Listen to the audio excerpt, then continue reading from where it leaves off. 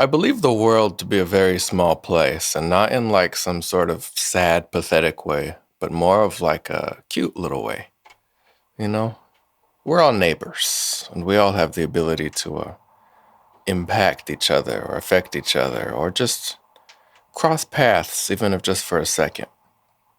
And I found this most evidently with my favorite artists throughout my life, really, all having something to do with each other at some point or another. I can say I'm 28 years old now, and I can say that System of a Down is probably, other than all of the music featured in Sonic the Hedgehog video games, I could probably say without a doubt, System of a Down was the single most important thing to me musically as a kid. And I got to be there, when they were coming out, when they were new. I remember when B.Y.O.B came out. I saw B.Y.O.B live on Saturday Night Live. I think that was the first time I ever heard it. And that's the performance but they got banned from Saturday Night Live. And yeah, it's just, they were them. And they have held up perfectly throughout the years. They are still, I can say without a doubt, my number one favorite band ever. And but another band came along, in System's inactivity. Another band came along more in my teenage years and sort of defined my teenage years to early adulthood, and that's Death Grips.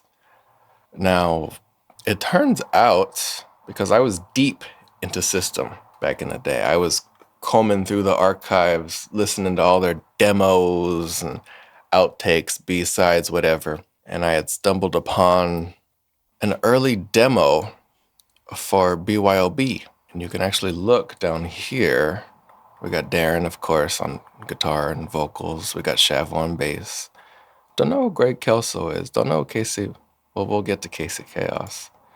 And also at one Zach Hill on a, I'm assuming that means drums, the bateria. But Zach Hill and Darren Malakian on a demo of B.Y.O.B. And it's quite an first off, if you've never heard B.Y.O.B before, what do you go be familiar?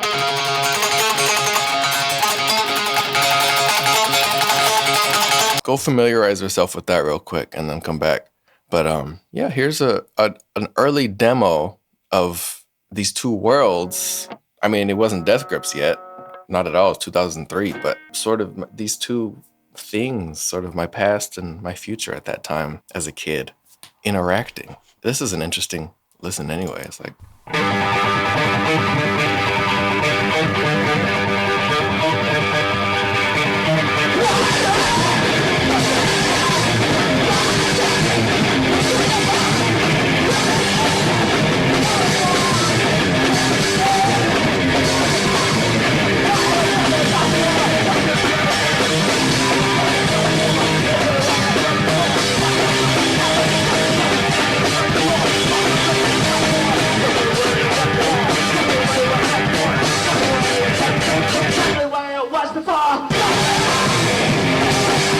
You could tell. You could tell that's Zach Hill. But there's a bit more to this story.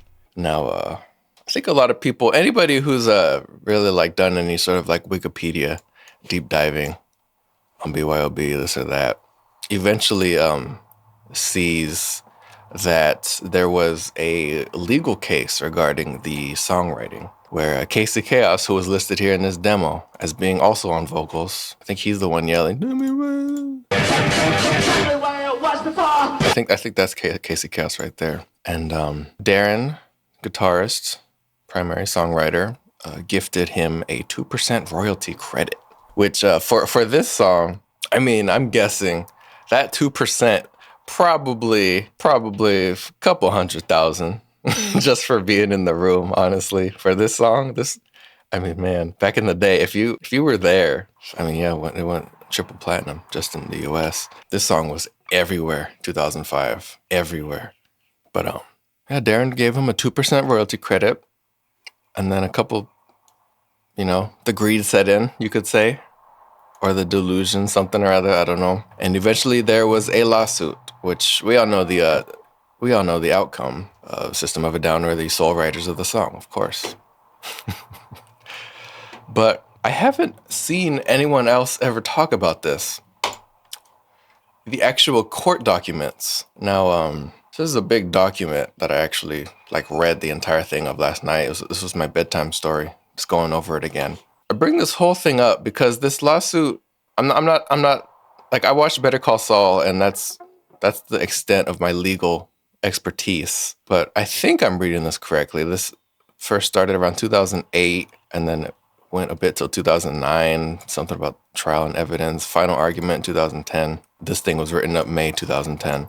There's a lot of really interesting things going on in here. I'm just gonna shout a couple out. There's how Casey Chaos and Darren Malakian met at Big Day Out.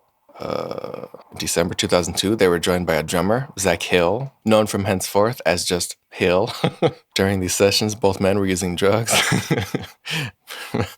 Malakian marijuana and Chemensky. Prescription medication, signed. They had a great friendship, and then they sort of fell out. Here's where it gets a little juicy, right? You know, it's just all he said, she said. Darren says he wrote the song, and then Casey Chaos starts saying that he wrote the song. I'll link this, of course, in the description if you want to really get into the weeds of it. But it was actually Casey Chaos's idea to add Zach Hill. Introduced him in a local club in Los Angeles. And it's funny because this whole document is about, they're talking extensively about this 1.5 minute demo, this very one that we just listened to, describing it in legal jargon. Down here, for the Death Grips fans, we actually see that Zach Hill testified at some point. Testified he saw Casey Chaos creating lyric sheets. He read from the lyric sheets and could not recall the time when he was not reading from a lyric sheet. And then Serge comes in. Later on, testifies that he wrote the verses, psychotic things like kneeling roses disappearing into Moses' dry mouth. Only he could write something like that. And around here, I think, is when Casey Chaos alleges that he wrote things like that, even though there's old poetry and journals, some of which Serge had already released before any of this, that had lines that were reused in B.Y.O.B, so it wouldn't make any sense for Casey Chaos to have come up with them. There's also a really interesting breakdown of how System of a Down split up their own royalties amongst each other and figured out who wrote what. They made this big chart, and it just... Let me get to it.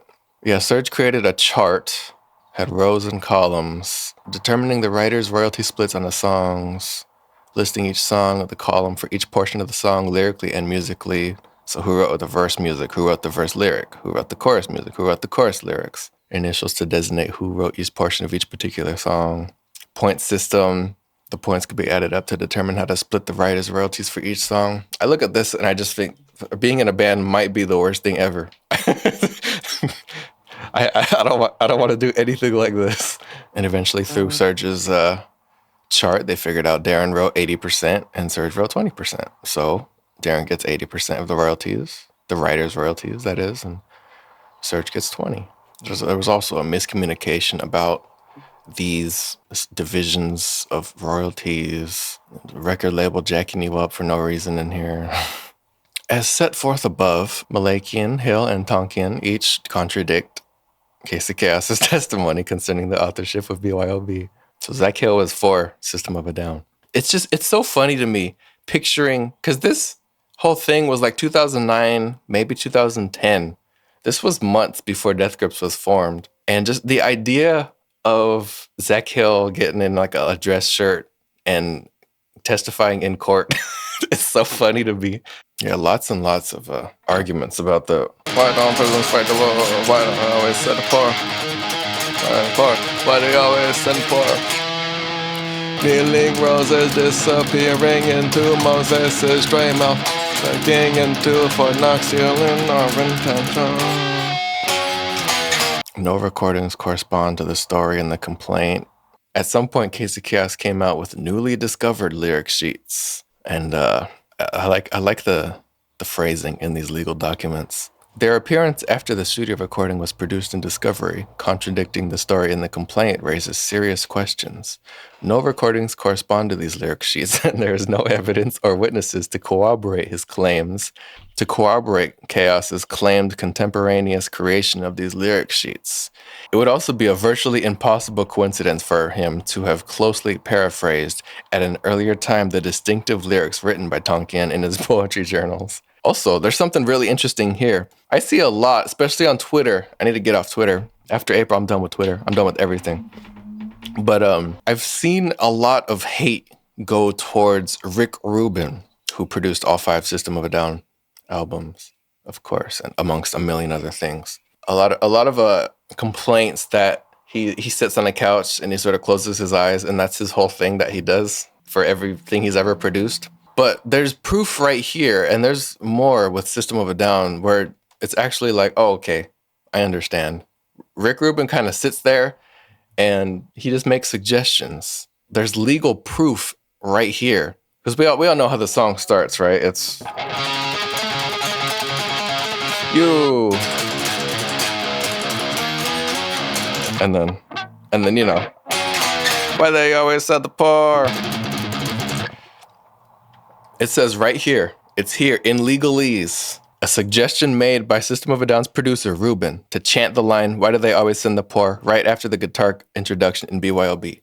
That was Rick Rubin's direct contribution, probably one of many. He is not just the guy sitting there. I mean, that's an iconic part of the song, is the way it just starts with the scream after the guitars and everything. That was his idea. And people want to talk bad on him all day long. I don't care. I'm gonna shout out Rick Rubin, although he's been having some questionable alignments recently, like politically. But I'm gonna shout out his creative contributions to the world always. And these lyric sheets Casey Chaos came up with incorporate yet to be made changes made by Rubin. That's so funny seeing. Here's Malakian, Tonkian, Domayan, all members of System of a Down, and then Zach Hill just thrown in there. Conclusion. He is not an author of B.Y.O.B.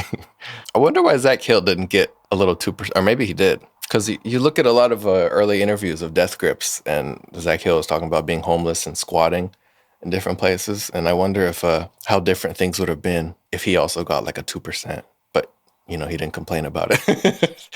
The reason why he got the 2% in the first place was because at some point during the jam session, Casey Chaos said Computer Nation, which then Darren misheard as Communist Nation, but this ultimately inspired him, you know, for the famous bridge, the and we don't live in a fascist nation. That part. So, you know, Computer Nation, which was misheard as Communist Nation, which inspired him to scream Fascist Nation. That's why he gave him the 2%. Which he then revoked after this happened.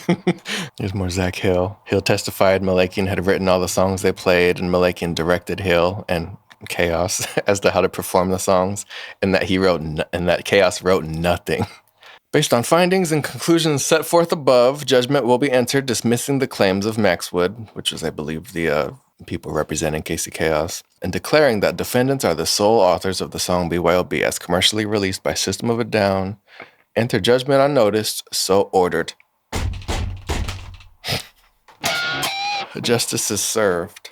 I know this is supposed to be awful. If you don't know who I am, if you just clicked because you like System of a Down and Death Grips, my name is Kyle Landon. I'm one of the world's greatest songwriters and producers. But you wouldn't know it because I'm in the middle of Awful April, where I've been making daily awful videos. Thankfully, we're just about done here with the month. But this is probably a really interesting video, but it's awful because it is an awful Kyle Landon video. This does nothing to further me and my own personal ambitions. So by that qualification, it is a truly awful video.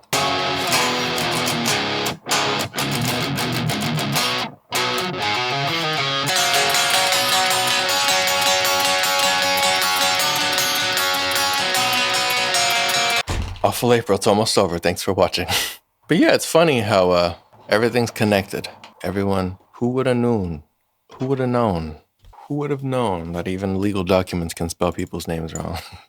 Also, if you want another fun fact of favorite artists of mine being connected, My second favorite band ever, probably Gorillaz. It's probably System, Gorillaz, Death Grips. And then of course Sonic the Hedgehog. Sonic the Hedgehog I would put number one before System, if you could count Sonic the Hedgehog music as a band or an artist.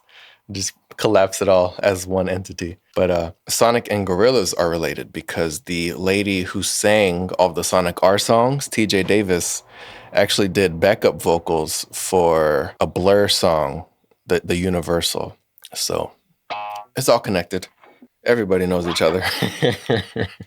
Okay, bye-bye. Awful April's almost over, and I've gained nothing from it. Just my soul torn to shreds for no reason. Subs are dropping, views are dropping. I've gained nothing from this.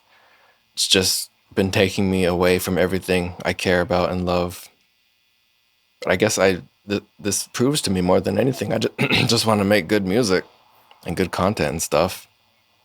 But 30 straight days of bad content, but we're at the end. We just have one more day. I don't even know what my cartoon characters are up to.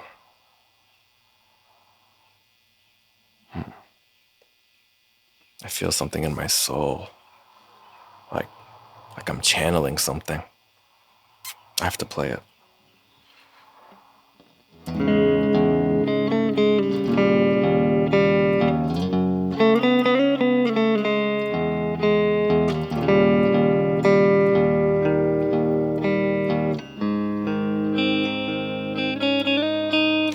Welcome to the age of sad. There is no one here but me. Turkeys all grow up to die. There is no one here but me, and I will have my revenge.